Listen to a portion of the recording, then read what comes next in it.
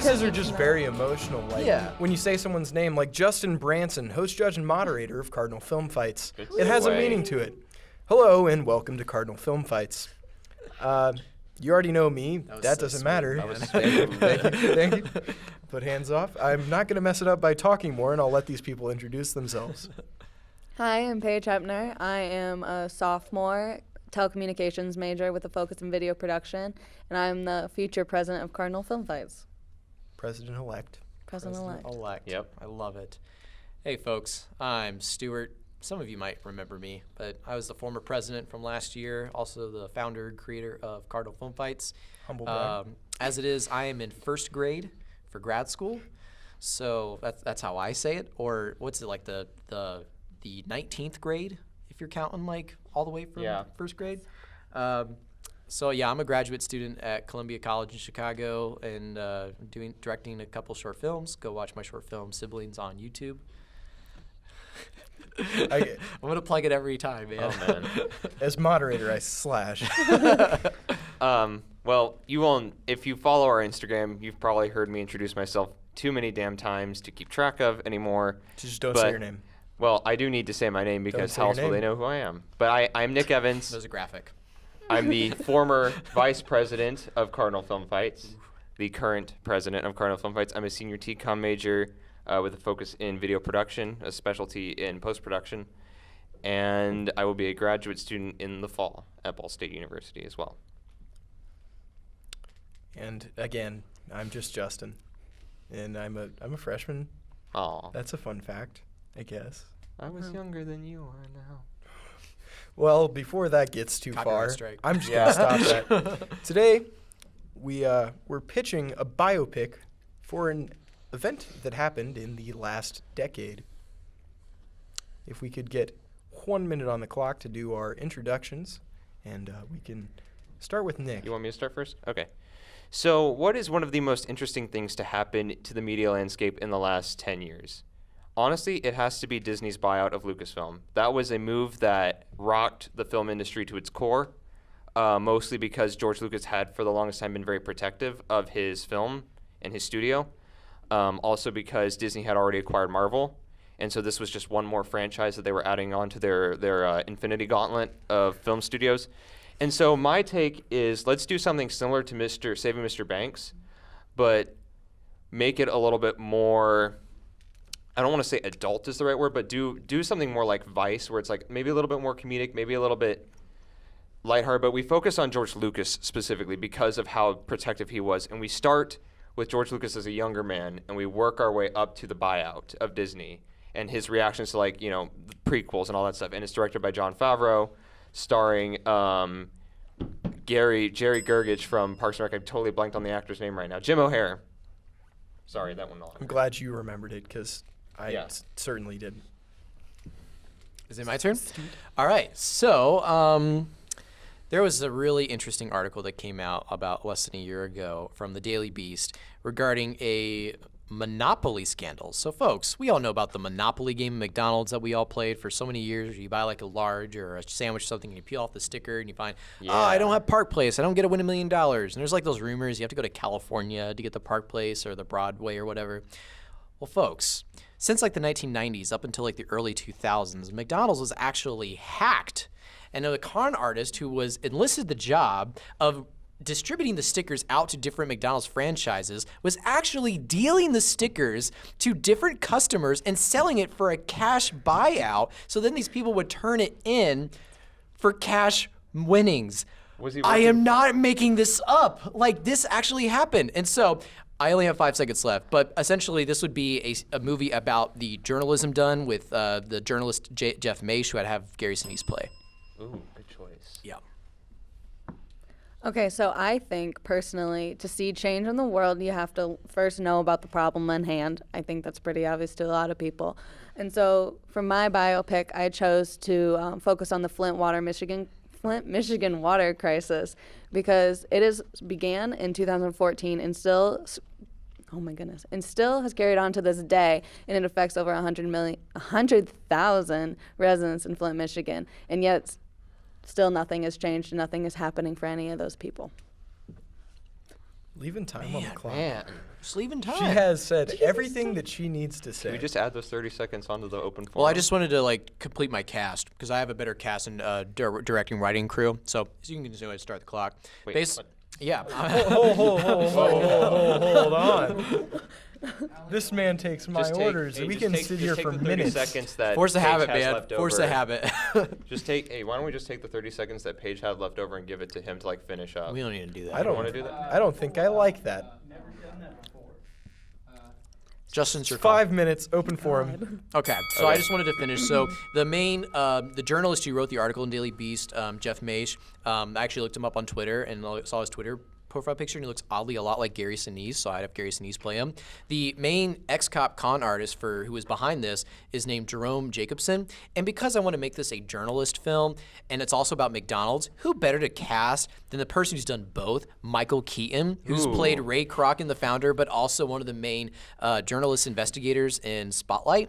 And that's why I would also have it co-directed and co-written by Tom McCarthy, who directed Spotlight, as well as Ron Howard to keep those comedic timings and the comedic beats in there, because it is just like the whole situation is hilarious on its own, and it's also written in the Daily Beast as like a comedic thing too. So my big problem with Flint, and it's not that I think that the topic is bad.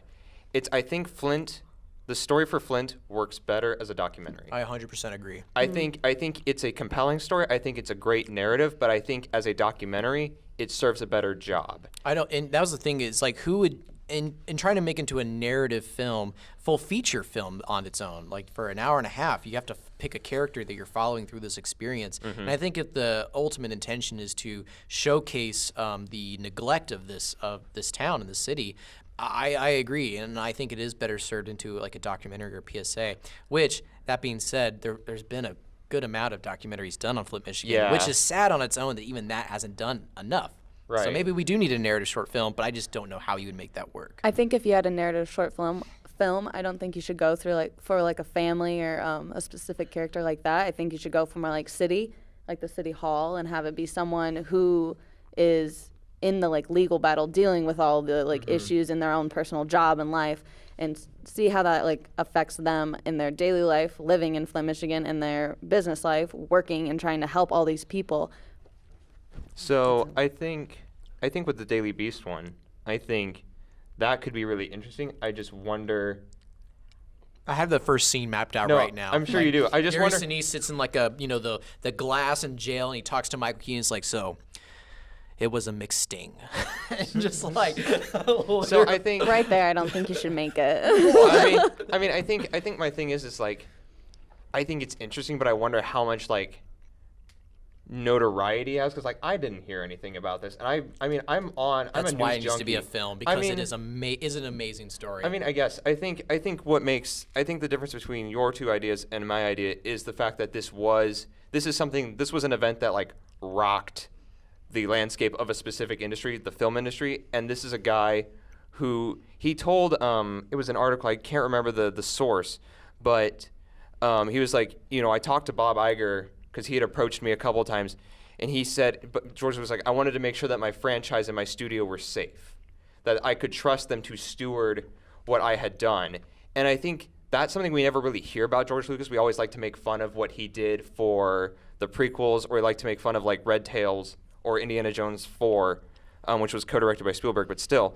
But I think we need to look at the viewpoint of George Lucas, and I think how interesting would it be, because we never really understand what goes on with how has Disney managed to acquire this, and what is the viewpoint of the people who have worked on that? I actually agree, Nick. That's actually a really good idea. That being said, I would be wondering though if the more interesting story to tell is the Fox buyout rather than the Lucasfilm buyout. It could be, but right now, because we don't have enough detail, and we don't have a compelling character. We don't have a compelling individual like George Lucas to kind of anchor the story, because we have Fox the corporation, but we don't have a Walt Disney, we don't have a P.L. Travers, we don't have a George Lucas or a Spielberg that can anchor a Fox buyout, whereas this would work better. And you combine that with Jon Favreau, who's very good at telling these more personal stories. Can I cut you off for a second, Nick? Sure. Thank you. I also really like your idea. I think it's an interesting story, but I think it's a story we've all heard and listened to in the news and have paid attention to. And I think other than Disney bought whatever. No one really cares.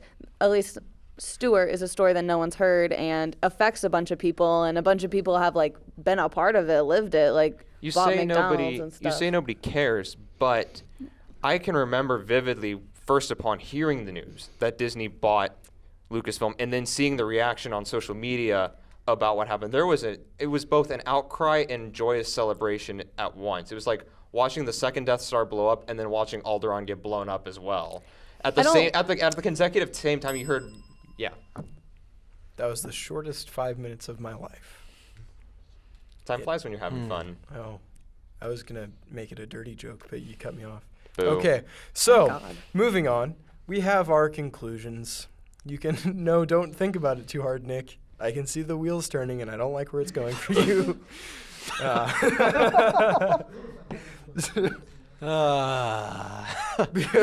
Missed this?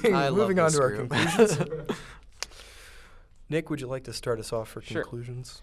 So to begin with, just quickly, I think Flint, Michigan will work better as a documentary. It's a good story. It just needs to be a documentary. I think the Daily Beast one can be compelling, but I worry that there's not enough notoriety and enough like public knowledge to make it work right now.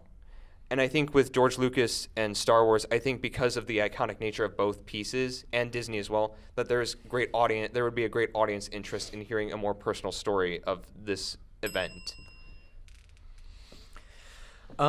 Yeah, in the case of the Flint, Michigan, I also agree that I struggle into trying to find a narrative structure in that idea. I think it does serve better as a documentary, but that being the case, there have been other documentaries about it, so I struggle to think of the effectiveness of that.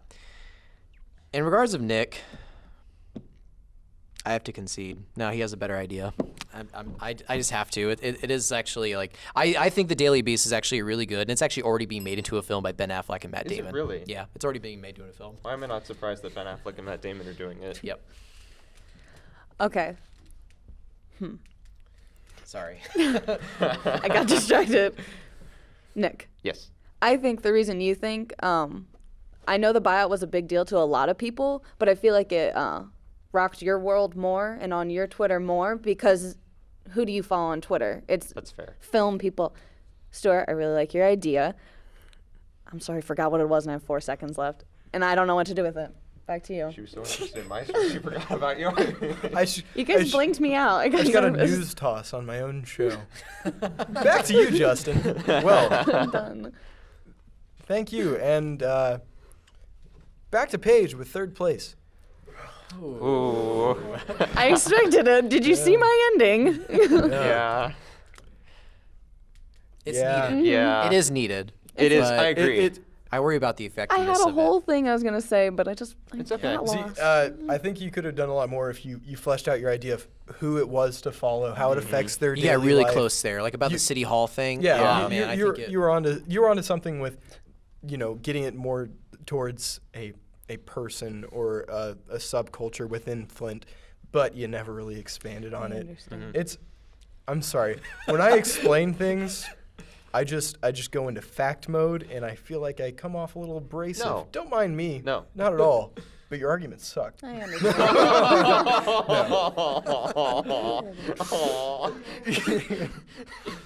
I'm sorry. I don't know why I'm like That's this. actually not the meanest thing we've ever had said on the show either.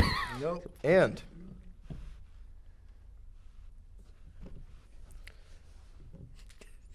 He conceded. in second place, of course, we have Stewart. Yeah.